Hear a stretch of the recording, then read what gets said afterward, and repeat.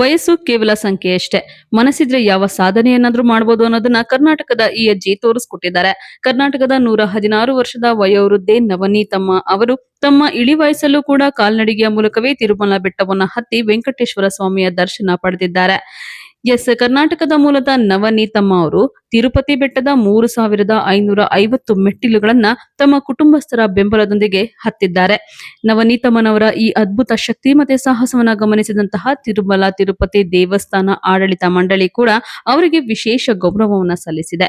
ವಯೋವೃದ್ಧಿಗೆ ಯಾವುದೇ ರೀತಿಯ ತೊಂದರೆ ಆಗಬಾರದು ಅನ್ನುವಂತಹ ಉದ್ದೇಶದಿಂದ ವಿಶೇಷ ವಿಐಪಿ ಬ್ರೇಕ್ ದರ್ಶನದ ವ್ಯವಸ್ಥೆ ಕೂಡ ಮಾಡಿಕೊಟ್ಟಿತ್ತು.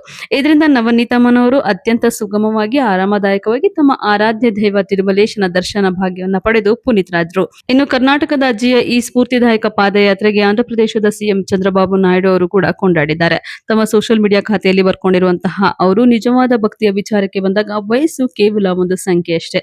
ಕರ್ನಾಟಕದ ಈ 116 ವರ್ಷದ ಅಜ್ಜಿ ಕಾಲ್ನಡಿಗೆಯಲ್ಲಿಯೇ ತಿರುಪತಿ ಬೆಟ್ಟವೇರಿ ಸ್ವಾಮಿಯ ದರ್ಶನ ಪಡೆದಿರೋದು ನನಗೆ ಆಶ್ಚರ್ಯ ಮತ್ತೆ ಭಕ್ತಿ ಮೂಡಿಸಿದೆ. ಅಜ್ಜಿಯ ನಂಬಿಕೆಗೆ ಬೆನ್ನೆಲುಬಾಗಿ ನಿಂತು ಅವರನ್ನ ಕರೆತಂದ ಅವರ ಕುಟುಂಬದ ಕಾರ್ಯಕ್ಕೆ ಅತ್ಯಂತ ಶ್ಲಾಘನೀಯ. ಇದು ನಿಜಕ್ಕೂ ಕೂಡ ನಮ್ಮೆಲ್ಲರಿಗೂ ಸ್ಫೂರ್ತಿದಾಯಕ ಅಂತ ಸಿಎಂ ಬರ್ಕೊಂಡಿದ್ದಾರೆ. ಸಿಎಂ ಅವರ ಈ ಪೋಸ್ಟ್ಗೆ ಸಾವಿರಾರು ಜನ ಪ್ರತಿಕ್ರಿಯಿಸಿದ್ದು ನವನೀತಮ್ಮನವರ ಛಲವನ್ನ ಕೊಂಡಾಡಿದ್ದಾರೆ. ಒಟ್ನಲ್ಲಿ ನವನೀತಮ್ಮನವರ ಈ ಸಾಧನೆ ಕೇವಲ ಭಕ್ತಿಯ ಸಂಕೇತ ಅಷ್ಟೇ ಅಲ್ಲ, ಬದಲಾಗಿ ದೃಢವಾದ ಮನಸ್ಸಿದ್ರೆ ಯಾವುದೂ ಕೂಡ ಅಸಾಧ್ಯ ಅಲ್ವೇ ಅಲ್ಲ ಅನ್ನುವಂತಹ ಪಾಠವನ್ನ ಎಲ್ಲರಿಗೂ ಕೂಡ ಸಾರಿದೆ ಅಂತಾನೆ ಹೇಳಬಹುದು.